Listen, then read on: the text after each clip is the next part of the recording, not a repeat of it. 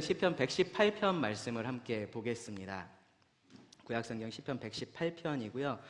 그의 인자하심이 영원하다 할지로다 라는 제목으로 오늘 말씀을 나누겠습니다. 그의 인자하심이 영원하다 할지로다. 말씀이 조금 길고요. 그리고 또 좀 중요한 내용들이 많아서 두 번에 나눠서 시편 118편 말씀을 함께 살펴보려고 합니다. 이 시편은요, 세 사람의 노래라고 이야기할 수 있습니다. 첫째로는 이 시편을 기록한 이 사람의 노래이고요. 그리고 두 번째로는 예수님의 노래이고요. 그리고 세 번째로는 이 시편을 읽고 있는 우리들의 노래입니다. 이 시편은 하나님의 인자하심을 경험한 그러한 사람의 노래다라고 말을 할 수 있습니다. 표제나 이제 그런데 저자가 누구인지 분명하게 밝혀져 있지 않기 때문에 이 사람이 누구인지는 우리가 확실하게 알 수가 없습니다. 내용을 좀 고려를 해보면 어떠한 전쟁 중에 있었던, 그리고 굉장히 중요한 위치에 있었던 그러한 사람이다라고 우리가 생각해 볼 수 있습니다. 그리고 사용된 표현들을 보면요, 우리가 다윗의 시편에서 자주 볼 수 있었던 이제 그러한 표현들이 종종 나옵니다. 그래서 이 시편 118편의 저자가 이제 다윗이다라고 추정을 하는 그런 학자들이 많이 있기는 합니다. 그런데 그렇게 우리가 특정할 수 있는 결정적인 단서는 없습니다. 그래서 시편 118편은 작자 미상으로 두고서 우리가 이해하는 것이 최선이라고 생각을 합니다. 다윗이 됐든지 아니면 다른 어떤 사람이 됐든지 이 시편 118편의 저자는요, 5절 말씀을 보시면은 고통 가운데 있었다라는 것을 알 수 있습니다. 5절에 보시면은 내가 고통 중에 라고 말씀을 하죠. 고통 가운데 있었습니다. 그리고 10절, 11절, 12절을 보시면요, 거기서 같은 표현을 계속해서 반복을 하는데요, 무슨 표현을 사용하냐 하면은 애워쌌다라는 표현을 사용을 해요. 문 나라가 나를 애워쌌으니 라고 말하고요, 11절은 그들이 나를 애워싸고 애워쌌으니 라고 하고요, 12절은 그들이 벌들처럼 나를 애워쌌으나 라고 말씀을 합니다. 그러니까 완전히 이렇게 적들에게 포위가 되어 있어서 어디로도 도망을 할 수 없었던 그러한 상황 가운데, 그러한 고통 가운데 이 시편 기자가 있었다라는 것을 우리가 알 수 있습니다. 절망적인 상황이었겠죠. 자기가 아무것도 할 수 없는 그러한 상황 가운데 있었는데, 그때에 5절 말씀해 보시면 내가 고통 중에 여호와께 부르짖었더니, 하나님께 부르짖었을 때에 여호와께서 응답하시고 나를 넓은 곳에 세우셨도다 라고 말씀을 합니다. 그러니까 애워싸여 있어서 어느 곳으로도 도망할 수 없었던, 어느 곳으로도 갈 수 없었던 그러한 곳에서 이제는 어디로든 갈 수 있는, 여기 표현해 보시면 넓은 곳에 하나님께서 그를 두셨다라고 말을 합니다. 하나님께서 그의 기도에 응답해 주신 겁니다. 하나님께서 그를 도우셨다라고 13절에서는 말을 하고요. 그리고 14절을 보시면은 여호와는 나의 구원이 되셨다라고도 표현을 합니다. 그리고 이 모든 일들이요, 23절을 보시면은 이는 여호와께서 행하신 것이요 우리 눈에 기이한 바로다라고 그렇게 표현을 합니다. 분명한 하나님의 역사를 경험을 했었던 겁니다. 그래서 시편 기자가 이렇게 말을 합니다. 21절을 보시면요, 주께서 내게 응답하시고 나의 구원이 되셨으니 내가 주께 감사하리이다. 그리고 28절도 보시면요, 주는 나의 하나님이시라 내가 주께 감사하리이다. 주는 나의 하나님이시라 내가 주를 높이리이다. 여기서 이렇게 말을 하고 있는 것처럼요, 이 시편 118편이 바로 이 사람의 이러한 감사의 노래라고 우리가 말을 할 수 있습니다. 14절부터 16절을 보시면요, 그에게 나타났던 것은 무엇이냐면 여호와의 능력입니다. 14절 보시면 여호와는 나의 능력이요 찬송이시요 라고 그렇게 말씀을 하고요, 15절도 뒷부분에 보시면 여호와의 오른손이 권능을 베푸시며 라고 말하고요, 16절도 여호와의 오른손이 높이 들렸으며 여호와의 오른손이 권능을 베푸시는 도다 라고 그렇게 말씀을 합니다. 그러니까 이 시편 기자가 그렇게 스스로는 아무것도 할 수 없는 그러한 고통 가운데, 어려움 가운데, 고난 가운데 있었을 때에 하나님의 능력의 오른손이 나타나서 이 시편 기자를 건져주신 겁니다. 구원해 주신 겁니다. 그 능력을 경험을 한 겁니다. 그런데 이 시편 기자가 정말로 경험했다라고 느꼈던 것은요, 그러한 하나님의 능력보다는 뭐냐 하면 하나님의 인자하심입니다. 하나님의 인자하심. 당연히 하나님이 그러한 능력이 많으신 분, 하나님께서 인자하신 분이시다라는 것을 몰랐다가 이 일을 통해서 새롭게 알게 된 것은 아닐 거예요. 이 시편으로 노래하기 전에도 수없이 그러한 하나님의 인자하심을 노래했을 거고요. 우리가 이 시편의 다른 시편을 봐도요, 사실 이 비슷한 내용들이 굉장히 많이 있습니다. 사실은 이 똑같은 표현들도 다른 시편에서 많이 찾아볼 수가 있습니다. 그러한 시편들로 충분히 노래를 했었을 겁니다. 특히나 그동안 너무나 많이 들어왔었던 그 출애굽 사건을 통해서도 하나님의 인자하심을 절기마다, 특별히 유월절이나 그러한 절기마다 노래를 해왔을 겁니다. 그런데 그렇게 들어서 지식으로 아는 것과 자기가 이렇게 경험하면서 정말로 알게 된 것은 다른 겁니다. 이 노래는요, 그 하나님의 인자하심을 머리로 알고 있는 사람이 기록한 시가 아니고요, 그 인자하심을 몸으로 경험했던 사람의 노래인 겁니다. 그가 들어서 알고 있었던 그 과거의 하나님을요, 지금 자기가 직접 경험을 하고 나서 드리는 감사의 노래이고요, 확신의 노래이다라고 그렇게 말할 수 있습니다. 그래서 그는 자기가 하나님께 이렇게 감사할 뿐만 아니라요, 시작과 끝에 보시면요, 모든 하나님의 백성들이 그렇게 하나님께 감사해야 한다, 하나님을 노래해야 한다라고 그렇게 강조하는 것도 볼 수 있습니다. 이 시편은요, 하나님의 인자하심을 경험했던 그 사람의 노래입니다. 그리고요, 그 사람의 노래가 사람이 되신 예수님의 노래가 되었습니다. 시편 118편의 특징 중에 하나는 뭐냐 하면요, 시편 110편과 함께 신약 성경에서 가장 많이 인용된 구약 성경, 구약 말씀 중에 하나다라는 겁니다. 시편 110편은요, 우리가 이미 살펴봤었는데요, 그 자체로서 이 메시아에 대한, 예수님에 대한 예언의 내용들을 담고 있습니다. 그런데 이 시편 118편은요, 방금 말씀드렸었던 것처럼 한 사람의 경험을 바탕으로 하고 있습니다. 그런데 그 안에 아주 중요한 메시아에 대한 그림자가 담겨 있고요, 신약에 가서 그 실체가 분명하게 드러나게 됐다라고 말을 할 수 있습니다.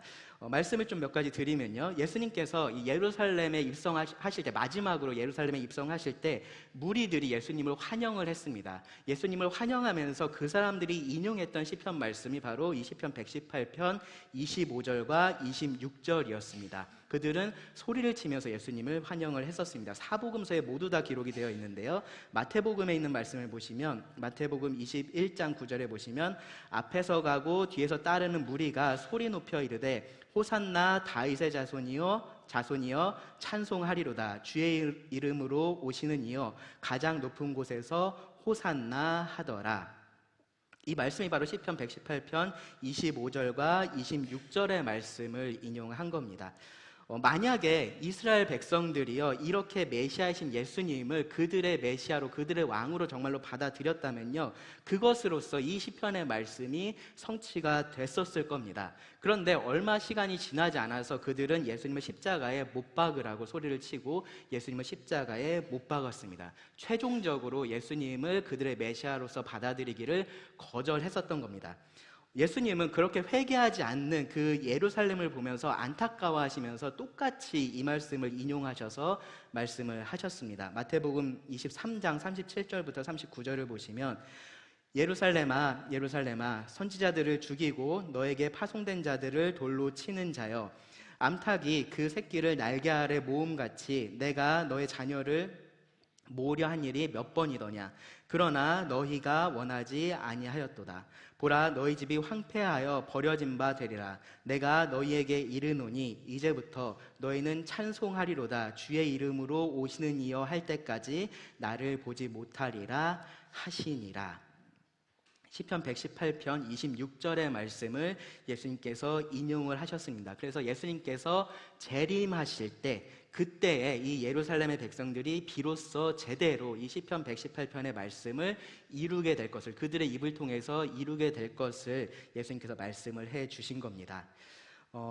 그런데 이 유대인들이 예수님을 메시아로 받아들이지 않았던 것은요, 그것이 정말로 예상할 수 없었던 그러한 일들은 아닙니다. 여기 시편 118편 22절과 23절을 보시면요, 많이 아시는 말씀인데요, 건축자가 버린 돌이 지금 모퉁이의 머릿돌이 되었나니 이는 여호와께서 행하신 것이요 우리 눈에 기이한 바로다. 바로 이 말씀은요, 이 땅에 오셨던, 처음 오셨던 그 예수님의 사역을 가장 함축적이고 비유적으로 표현한 그러한 말씀이라고 할 수 있습니다. 예수님은 포도원 농부의 비유를 통해서 이 하나님께서 보내신 그 모든 사람들을 거절했었던 예루살렘의 지도자들을 책망하시고요, 그리고 그 결과가 어떻게 될 것인지에 대해서 그들에게 말씀을 해 주셨었습니다. 그들을 경고하셨었는데요, 그때 인용하셨던 말씀이 바로 이 방금 우리가 읽었던 시편 118편 22절 23절입니다. 마태복음 21장 42절 43절에 기록되어 있는데요, 예수께서 이르시되 너희가 성경에 건축자들이 버린 돌이 모퉁이의 머릿돌이 되었나니 이는 주로 말미암아 된 것이요 우리 눈에 기이하도다 함을 읽어본 일이 없느냐. 그러므로 내가 너희에게 이르노니 하나님의 나라를 너희는 빼앗기고 그 나라에 열매 맺는 백성이 받으리라. 이 예수님을 이스라엘 백성들이 거절할 것에 대해서 이미 이 시편에서 말씀을 하고 있었다라는 거고요, 그들을 통해서 실제적으로 이루어진 겁니다. 이 똑같은 말씀으로 베드로가 산헤드린 공의 앞에서 그들의 지도자들이 하나님께서 보내신 메시아를 죽였다라는 것을 공언을 해서 말을 했었고요, 그럼에도 불구하고 하나님께서 이 예수님을 살리셔서 유일한 구원의 이름이 되게 하셨다라는 사실을 선포했었습니다. 사도행전 4장 10절 12절을 보시면요, 너희와 모든 이스라엘 백성들은 알라. 너희가 십자가에 못 박고 하나님이 죽은 자 가운데서 살리신 나사렛 예수 그리스도의 이름으로 이 사람이 건강하게 되어 너희 앞에 섰느니라. 이 예수는 너희 건축자들의 버린 돌로서 진 모퉁이의 머릿돌이 되었느니라. 다른 이로서는 구원을 받을 수 없나니 천하 사람 중에 구원을 받을 만한 다른 이름을 우리에게 주신 일이 없음이라 하였더라. 베드로는요, 베드로전서 2장 7절에서도 이 말씀을 인용을 해서요, 이 산돌같이 지어져가는 그 신령한 집으로 세워지는 그 교회의 모퉁이 돌이 바로 예수님이시다라는 사실을 강조를 했습니다. 그리고 에베소서 2장 20절을 보시면 바울도 똑같은 말을 한 것을 볼 수 있습니다. 이렇게 이 시편 118편은요, 예수님을 통해서 성취된 예수님의 노래입니다. 시편 113편부터 이어져 온 이 애굽 할렐의 마지막이 바로 이 시편 118편인데요, 예수님은 유월절 저녁 식사 후에 제자들과 함께 이 노래를 마지막으로 부르시고 십자가를 향하셨습니다. 이 노래의 진정한 주인이신 그 예수님께서 이 노래를 성취하기 위한 그 길을 그렇게 가셨던 겁니다. 시편 118편이 오늘날 우리들의 노래이기도 하다라고 말씀을 드렸습니다. 예수님은요, 그렇게 십자가와 부활을 통해서 모든 이 믿는 자들에게 궁극적인 하나님의 인자하심이 어떠한 것인지를 경험하게 하셨고요, 그들이 이 노래를 부를 수 있게 그렇게 하셨기 때문에 그렇습니다. 유월절 저녁에요, 예수님께서 이 노래를 제자들과 함께 부르셨을 때를 생각을 해보면요, 제가 방금 전에 말씀드렸었던 그 신약에서 인용했었던 그 말씀들만 예수님께서 노래를 하지는 않으셨을 겁니다. 이 시편 118편 전체를 예수님은 노래하셨을 겁니다. 십자가의 고통을 예수님은 바라보고 계셨습니다. 그것이 얼마나 고통스러울지를 알고 계셨습니다. 그러면서 예수님은 하나님의 인자하심이 영원하다라고 노래를 하셨던 거고요, 여호와께서 내 편이라고 노래를 하셨던 겁니다. 7절 말씀에 따라서요. 그리고 14절 말씀에 따라서 여호와는 나의 능력이며 찬송이시며 구원이 되셨다라고 그렇게 노래를 하셨던 겁니다. 그리고 27절 말씀에 따라서 여호와께서 우리에게 빛을 비추셨다라고 그렇게 노래를 하셨던 겁니다. 십자가 자체만 놓고 보면요, 방금 읽었던 이 내용들이 예수님에게 적용된다라고 말하기가 어렵습니다. 예수님에게 적용되는 내용들이 아닙니다. 십자가에서 예수님은요, 나의 하나님 어찌하여 나를 버리셨나이까 라고 그렇게 소리치실 만큼 아버지 하나님께 버림을 당하셨기 때문에 그렇습니다. 그 순간에 아버지 하나님이 예수님의 편에 서 계시지 않으셨습니다. 사람들은 그가 하나님을 신뢰하니 하나님이 원하시면 이제 그를 구원하실지라 라고 말하면서 예수님을 조롱했습니다. 그런데 하나님은 그런 예수님을 구원하지 않으셨습니다. 사람들은 예수님이 십자가에서 내려오기만 하면 내가 믿겠다라고 그렇게 말을 하고 있었지만 하나님은 예수님을 십자가에서 내려오게 하지 않으셨습니다. 하나님은 예수님의 편에 계시지 않았고요, 오히려 그 예수님에게 모든 진노를 쏟아내셨습니다. 왜 그렇습니까? 십자가에서 예수님은 죄인의 자리에 대신 서셨기 때문에 그렇습니다. 예수님은 이 모든 것을 알고 계셨습니다. 어떠한 일들이 벌어지게 될지를 알고 계셨습니다. 그러면서 이 노래를 부르셨고요. 그리고 이 노래를 성취하셨던 겁니다. 그리고 그렇게 해서 예수님을 믿는 우리들이 이 노래를 부를 수 있게 하신 겁니다. 그래서 시편 118편은요, 오늘날 하나님의 백성인 우리 교회의 노래도 되는 겁니다. 하나님의 인자하심은요, 그 이스라엘 백성들이 그렇게 계속해서 기념했었던 그 출애굽에서 끝나지 않았습니다. 그리고 시편 118편의 이 기자의 경험에서 하나님의 인자하심이 끝나지도 않았습니다. 예수 그리스도를 통해서 이 궁극적인 하나님의 인자하심이 하나님의 백성에게 나타났습니다. 그러니까 지금도 그리고 앞으로도 이 하나님의 백성은요, 하나님의 인자하심이 영원함을 찬양하라 라는 것이 시편 118편의 궁극적인 메시지라고 할 수 있습니다. 그런 면에서 보면요, 이 시편 118편이요, 이 113편부터 이어온 이 애굽 할렐 모음집의 마무리로서 아주 적합하다라는 그런 생각이 듭니다. 하나님의 구원하심을 기억하는 절기잖아요, 그렇죠? 하나님의 구원하심을 계속해서 그렇게 묵상하는 그러한 때에 이 하나님의 구원하심의 핵심에 있는 것이 무엇인지를 알게 하고요. 그리고 그것에 대해서 우리가 어떻게 반응해야 하는지를 말씀하는 것이 바로 시편 118편이기 때문에 그렇습니다. 하나님은요, 아주 큰 능력으로 이스라엘 백성들을 애굽에서 나오게 하셨습니다. 그렇게 해서 하나님만이 살아계신 참된 신이시다라는 사실을 증명하시고요, 선포하셨습니다. 그런데 그런 것들을 통해서요, 하나님께서 하려고 하셨던 것이요, 단순히 내가 얼마나 강한지, 얼마나 힘이 있는지 한번 봐라라고 하면서 힘을 과시하려고 그 모든 것들을 하셨던 것이 아니었습니다. 하나님은 자기 백성인 이스라엘을 구원하셨던 겁니다. 물론 출애굽 이후에 공식적인 언약을 통해서 이스라엘이 하나님의 백성이 되었습니다. 그런데 그 전부터 그들은 하나님에게 속한 하나님의 백성, 하나님의 민족이었습니다. 하나님은 그 자기 백성 이스라엘에게 그 인자하심을 나타내셨던 겁니다. 이 하나님의 구원하심의 핵심에 있는 것은 바로 하나님의 인자하심입니다. 출애굽뿐만 아니라요, 하나님께서 계속해서 자기 백성을 구원하시는 이유는요, 하나님이 인자하시기 때문입니다. 그리고 그 하나님의 인자하심이 계속되기 때문인 거고요. 그리고 그런 하나님에 대한 하나님의 백성들의 합당한 반응은 그 하나님의 인자하심이 영원하다라고 그렇게 선포하는 겁니다. 이 시편 118편의 전체 구성이요, 제가 방금 말씀드렸던 이 구성을 따르고 있습니다. 시작과 끝에 1절과 4절 그리고 29절은요 동일하게 여호와의 인자하심이 영원하다 라고 말을 하면서 그것에 감사하라라고 명령을 합니다. 그리고 그 중간에 있는 5절부터 28절은요 실제로 이 시편 기자가 자신이 경험했던 그 여호와의 인자하심에 대해서 말하는 내용이 기록이 되어 있습니다. 오늘은 이 시작과 끝부분 1절부터 4절 그리고 29절 말씀만 이 명령에 대해서만 함께 좀 살펴보려고 합니다. 말씀을 한번 먼저 읽어보겠습니다. 1절부터 4절 그리고 29절입니다. 여호와께 감사하라. 그는 선하시며 그의 인자하심이 영원함이로다. 이제 이스라엘은 말하기를 그의 인자하심이 영원하다 할지로다. 이제 아론의 집은 말하기를 그의 인자하심이 영원하다 할지로다.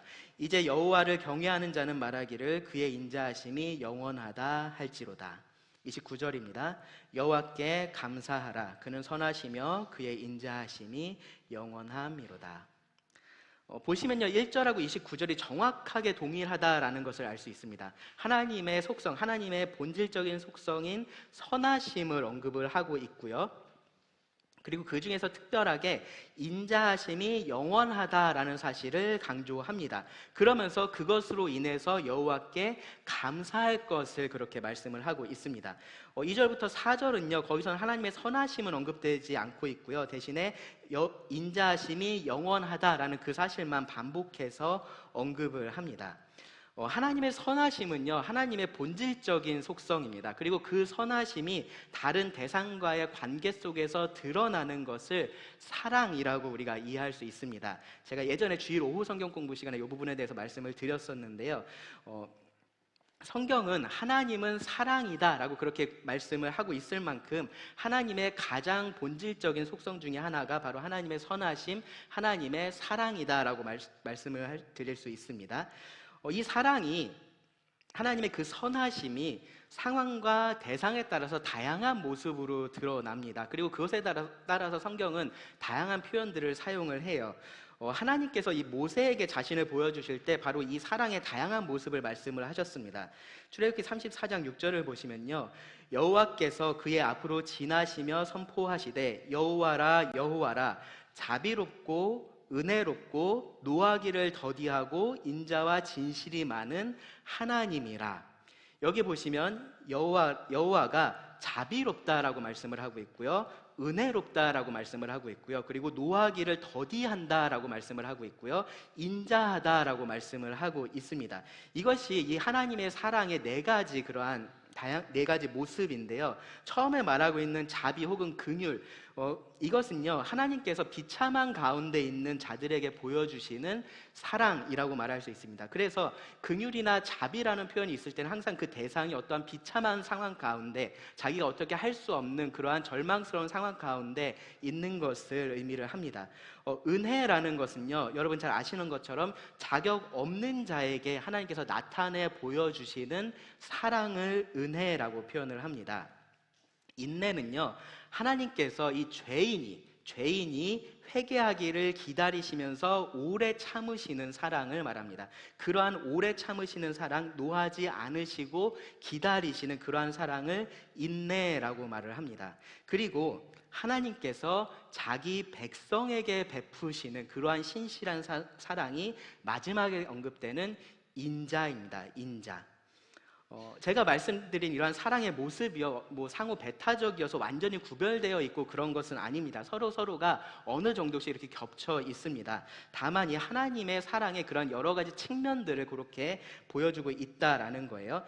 1절과 29절은요, 하나님의 일반적인 속성인 선하심, 그 중에서도 자기 백성에게 베풀어 주시는 신실한 사랑, 그 인자하심을 구체적으로 지금 언급을 하면서 그것으로 인해서 하나님께 감사할 것을 명령을 하고 있다라는 겁니다. 엄밀한 의미에서 이 창조주 하나님과 피조물인 우리의 관계를 생각을 해보면요, 하나님께서 그 인자하심을 우리들에게 나타내 보이지 않으셨다라고 해도요, 우리는 하나님의 선하심 때문에 하나님을 찬양하는 것이 맞습니다. 그래서 찰스 스펄전은 이렇게 말을 했습니다. 이 부분 시편 강해에서 이렇게 말을 했는데요, 선하심은 그분의 본질이요 성품이며, 따라서 우리는 그분에게서 무엇을 받든지 받지 않든지 간에, 그러니까 이것이 지금 그 인자에 관련된 부분입니다. 하나님께서 우리와의 관계 속에서 뭔가 우리들에게 좋은 것을 주시든지 주시지 않든지 그렇다고 상관없이라고 말을 하는 겁니다. 무엇을 받든지 받지 않든지 간에 항상 그분을 찬양해야 한다. 하나님으로부터 어떤 유익을 얻기 때문에 그분을 찬양하는 자들은 한 단계 더 차원을 높여 그분이 선하시다는 이유 때문에 그분께 감사를 드려야 한다. 그분의 섭리는 다양할 수 있지만 그분의 성품은 항상 동일하고 항상 선하시다.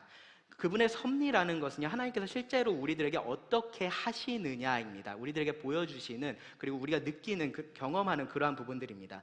그런 것들이 우리들에게 굉장히 다양하게 느껴진다라는 거죠. 그런데 그렇게 하시는 그 하나님의 성품은 항상 동일하다라는 겁니다. 그리고 항상 선하시다라는 겁니다.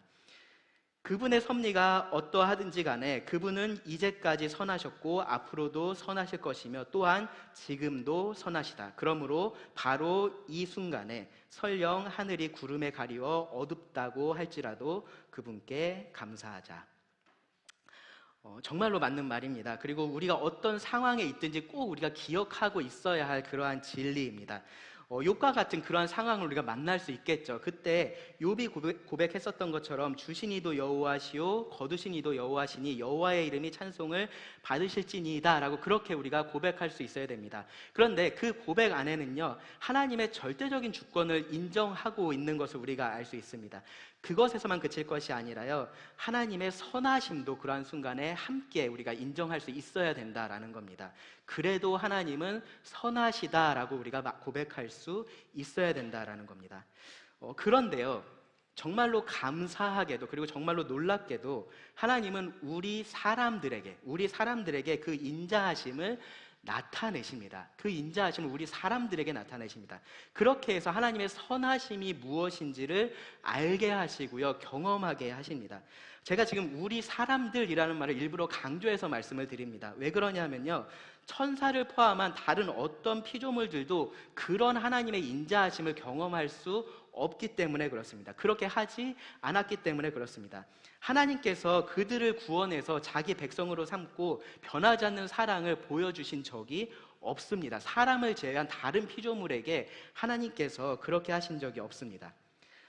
피조물들은요, 인간의 죄와 함께 타락해서요, 허무한 데 굴복하게 되었다라고 로마서 8장 20절이 말합니다. 그런데 그들에게 구원이 주어졌나요? 그들을 위한 구원자를 하나님께서 보내주셨나요? 그렇지 않습니다. 지금 우리가 보고 있는 이 하늘과 땅은요, 회복되지 않을 겁니다. 이 하늘과 땅은요, 불타 없어질 거고요. 하나님은 새 하늘과 새 땅을 창조하셔서 이것을 대체하실 겁니다. 타락한 천사들의 경우는 어떻습니까? 타락한 천사들은요, 전부 영원한 심판에 들어가게 될 것을 성경은 말을 합니다. 그들 중에 단 하나도 구원받지 못합니다. 베드로는요, 천사들이 구원에 대해서 살펴보기를 원한다라고 그렇게 말을 해요. 타락하지 않은 천사들이겠죠. 그 천사들이 이 하나님께서 인간들에게 베푸시는 이 구원에 대해서 살펴보기를 원한다라고 말을 합니다. 그들은 경험할 수가 없는 겁니다. 그러니까 연구를 하는 겁니다. 살펴보는 겁니다.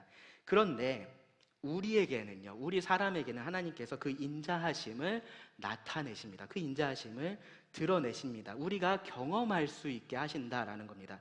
출애굽은요, 이스라엘에게 있어서 하나님의 인자하심을 경험했었던 가장 크고 놀라운 그러한 사건이었어요. 근데 그것으로 끝나지 않았습니다. 이 이스라엘을 자기 백성으로 삼으신 하나님은요, 이스라엘이 하나님을 배반하고 떠나도요, 그들을 버리지를 않으셨습니다. 그들을 계속해서 붙들고 계셨습니다. 이사야 선지자를 통해서 하나님께서 이런 말씀을 하셨습니다. 이사야 49장 14절부터 16절을 보시면요, 오직 시온이 이르기를 여호와께서 나를 버리시며 주께서 나를 잊으셨다 하였거니와, 이 하나님의 백성이 이스라엘 입장에서는 하나님이 나를 지금 버리셨고 나를 잊어버리셨다라고 생각할 수 있는 그러한 상황 가운데 있다라는 거예요. 그들이 그러한 경험을 지금 하고 있는 겁니다. 그런데 그들에게 하나님 뭐라고 말씀하시냐 하면, 여인이 어찌 그 젖먹는 자식을 잊겠으며 자기 태에서 난 아들을 긍휼히 여기지 않겠느냐. 그들은 혹시 잊을지라도 나는 너를 잊지 아니할 것이라. 내가 너를 내 손바닥에 새겼고 너의 성벽이 항상 내 앞에 있나니. 어머니는 언제가 되면 어머니가 되기를 그만둘까요? 자식이 한 40쯤 되면 그만둘까요? 나 이제 더 이상 너의 어머니가 아니야, 나한테 와서 뭐 해달라 그러지 마, 그러나요? 그러지 않습니다. 어머니는요, 자식이 할아버지 할머니가 돼도요, 여전히 어머니입니다. 나이가 들어서 자녀의 도움을 받으면서 자기가 살아야 되는 상황이 돼도요, 여전히 자녀의 안위를 걱정하는 것이 어머니입니다. 자녀가 남들에게 무슨 비난을 받고 무시를 당해도요, 어머니는 자녀를 기뻐하고요, 그리고 절대로 그 자녀를 버리지 않습니다. 그게 어머니예요. 물론 아버지도 그렇죠, 그렇죠? 네, 아버지도 그렇습니다. 그게 부모입니다. 그런데 하나님은요, 하나님은 그런 어머니가 자녀를 잊을지라도, 설령 그런 일이 일어날지라도 나는 이스라엘을 잊지 않겠다라고 그렇게 말씀을 하시는 겁니다. 심지어는요, 16절 말씀에서 보시면은 하나님 뭐라고 말씀하셨냐면은 그들의 이름을 손바닥에 새겼다라고 말씀을 하세요. 손바닥에 새겼다. 여러분, 잊어버리지 않으려고 손바닥에 뭐 이렇게 적어둔 적 있으십니까? 네, 하나님께서 자기 손에다가 아예 새겨놓고서 보신다라는 겁니다. 절대로 잊지 않으신다라는 거예요. 마치 종의 몸에 주인이 자기 이름을 새겨서 소유권을 주장하는 것처럼 하나님 스스로 이스라엘의 하나님이심을 그렇게 기억하시겠다라고 말씀을 하시는 겁니다. 그런 이스라엘이 최후에 하나님께서 보내신 메시아, 그 예수님까지도 거절을 했었던 겁니다. 그러면 하나님의 인자하심이 끝날 것 같지 않습니까? 그런데 그렇지가 않습니다. 로마서 11장 1절을 보시면요, 그러므로 내가 말하노니 하나님이 자기 백성을 버리셨느냐? 그럴 수 없느니라.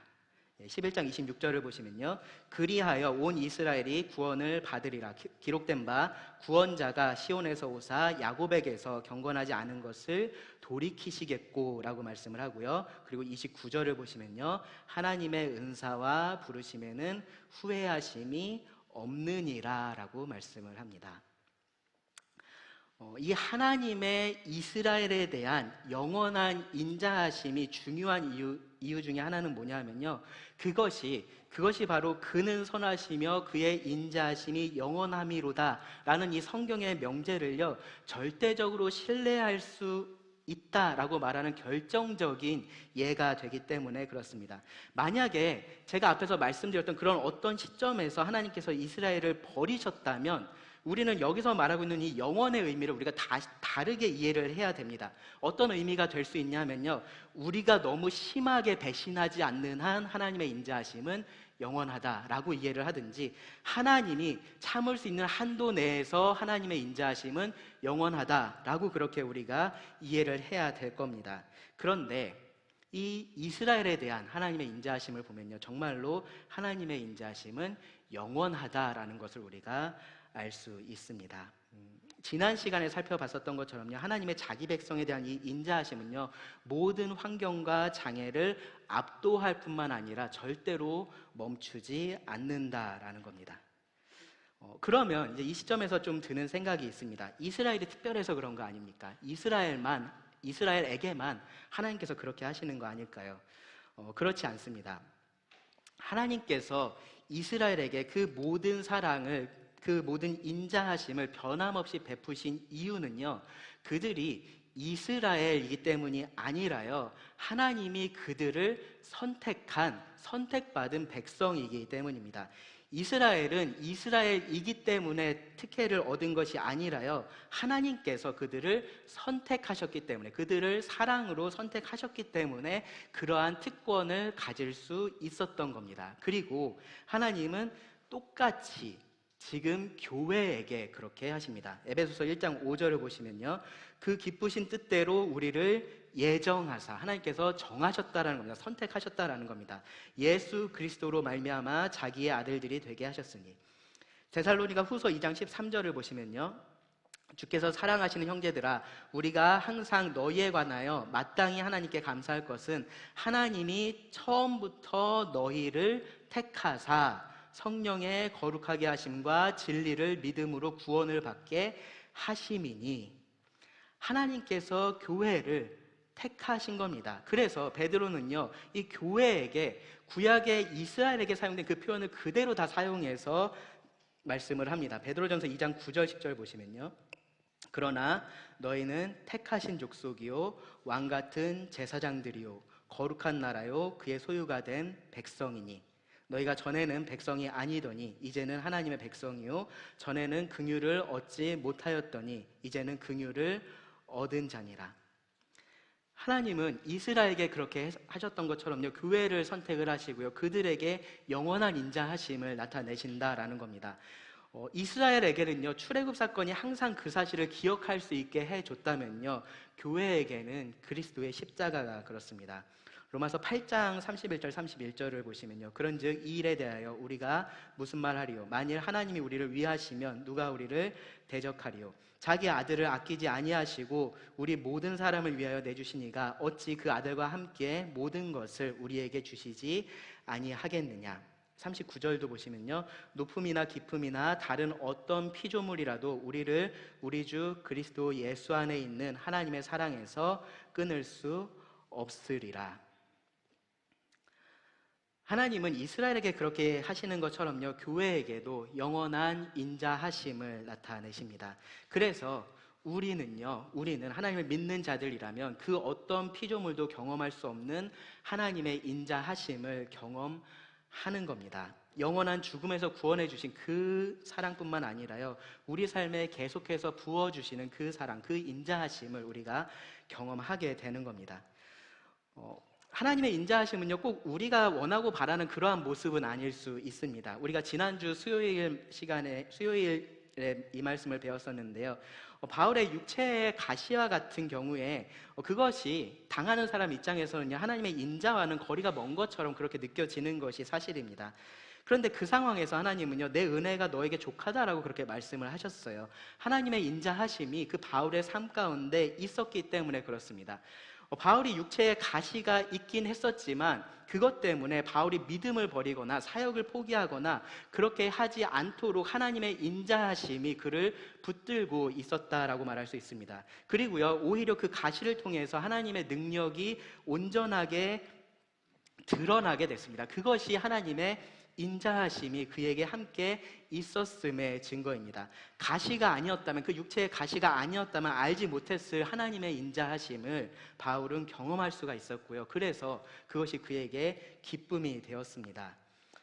그런 면에서 보면요, 우리가 삶에서 만나는 이러한 고난이라는 것이요, 그러한 하나님의 인자하심, 경험하지 못했던 그런 하나님의 인자하심을 경험하게 하는 통로가 된다라고 할 수 있습니다.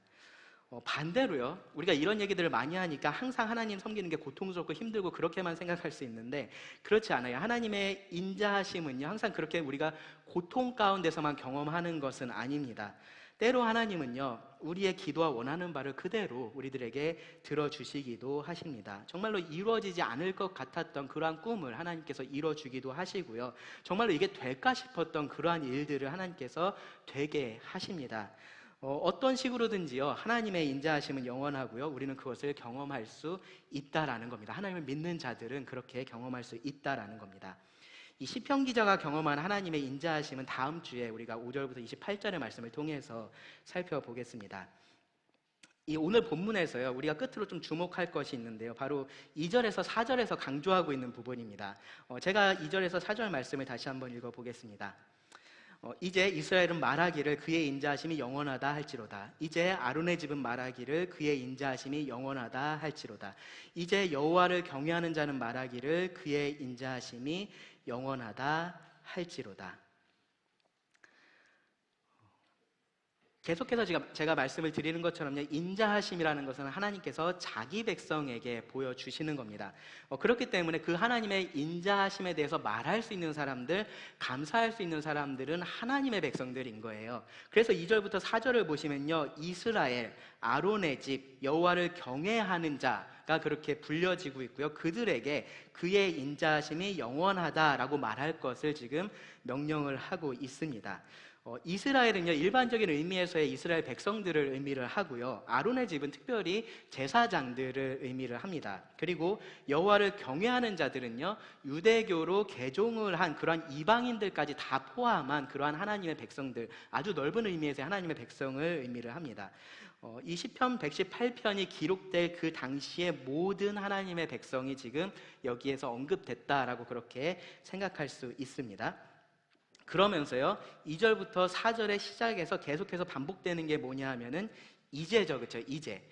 이제가요, 여기서는요, 일종의 감탄사입니다. 감탄사. 지금까지 그렇게 하지 않았는데 이제부터 그렇게 하라, 뭐 그런 의미가 아니라요, 이 명령 자체를 강조해주는 그러한 표현입니다. 하나님의 인자하심에 대해서 이 감사한 마음을 갖는 것, 그것이 먼저 중요하지만 여기서 지금 강조하고 이 명령에서 강조하고 있는 것은 뭐냐면요, 그것을 표현해야 한다라는 겁니다. 그것을 말해야 한다라는 겁니다.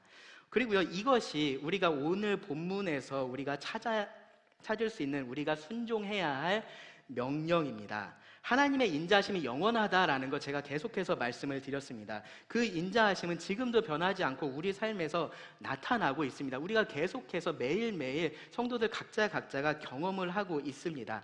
우리가 원하는 방식으로 나타날 때도 있고요, 그렇지 않을 때도 있습니다. 그런데 어쨌든 우리의 삶을 가만히 들여다보면요, 그 안에서 하나님의 인자하심을 찾는 것이 어려운 일은 아니다라는 겁니다. 하나님의 인자하심을 우리는 날마다 경험을 하고 있습니다. 이 말씀에서 강조하고 있는 것은 그것을 말하라는 겁니다. 그것에 감사하고 겉으로 표현을 하라라는 겁니다.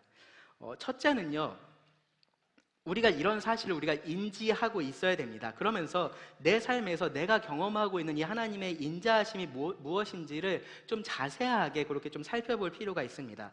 어떤 것들은 너무나 분명하게 그렇게 보이죠. 그렇죠? 우리가 기도한 것에 대해서 응답을 받거나 하면은 그런 것들이 분명하게 보입니다. 그런데 그렇지 않게 보이는 것들도 있을 수 있어요. 그런데 가만히 들여다보면 하나님의 인자하심을 우리가 찾을 수 있습니다. 그리고요, 그 다음으로는요, 그런 하나님의 인자하심에 대해서 우리가 감사한 마음을 가져야 됩니다. 하나님의 인자하심을요, 그냥 당연하게 여기거나 혹은 그것이 그냥 별것 아닌 것처럼 그냥 누구에게나 다 있는 일인데 나한테도 그냥 일어난 거네, 그렇게 생각하지 말아야 된다라는 거예요. 혹은요, 거기서 더 나아가서 이런 게 하나님의 인자하심이면은 나는 이런 거 원하지 않아 라는 그러한 생각을 절대로 가지면 안 된다라는 겁니다. 하나님의 인자하심은요, 하나님의 선하심의 표현입니다. 하나님의 선하심이 우리들에게 인자하심으로 드러나는 겁니다. 하나님은 항상 나에게 선한 것, 좋은 것을 주신다라는 사실을 기억하고요, 감사하는 마음을 가져야 됩니다. 그리고 끝으로 가장 중요한 건 뭐냐면요, 이 본문에서 가장 중요하게 우리들에게 주고 있는 명령은 뭐냐 하면은 그 감사를 말해야 한다라는 겁니다. 말해야 한다. 하나님께 감사를 말하면 그걸 우리가 뭐라고 할까요?